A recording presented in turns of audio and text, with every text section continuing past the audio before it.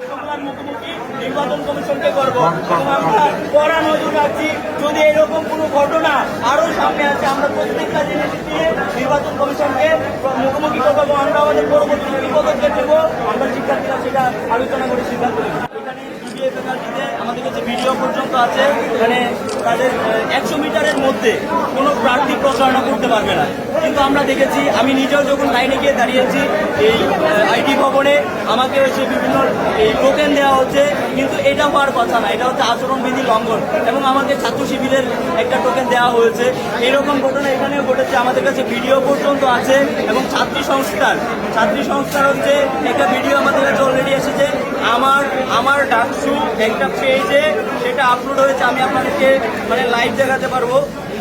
এবং এটা নিয়ে অলরেডি আলোচনা সমালোচনা চলছে।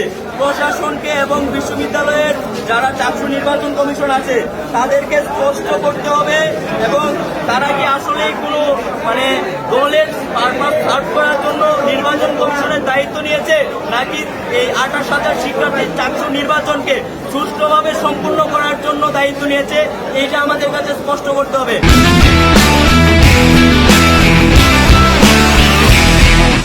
আমরা দেখেছি বিগত সময়েও আমরা হচ্ছে বিভিন্ন জিনিসগুলো নিয়ে আমরা নির্বাচন কমিশনকে কনসার্ন করেছি। আমরা বলেছি যে ভোটার কেন্দ্র বাড়াতে হবে, ভোটারদের পক্ষ বাড়াইতে হবে, কিন্তু আমরা সেটা পাই নাই।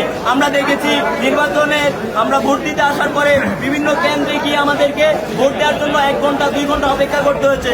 অথচ আমাদের বিশ্ববিদ্যালয়ে এনাফ স্পেস আছে, আমাদের অনেকগুলো ফ্যাকাল্টি রয়েছে। এই ফ্যাকাল্টিগুলোতে 28,000 শিক্ষার্থীদের দাঁড়িয়ে না থেকে ভোট দেওয়ার সুযোগ রয়েছে, কিন্তু তারা এটা করে নাই। তারা এটা কৃত্রিম সংকট তৈরি করেছে, শিক্ষার্থীরা যেন এসে ঘন্টার পর ঘন্টা দাঁড়িয়ে থাকে। সেই জিনিসটা আমরা আগেও তাদেরকে কনসার্ন করেছিলাম, কিন্তু সেটা কোনো সমাধান তারা করে নাই।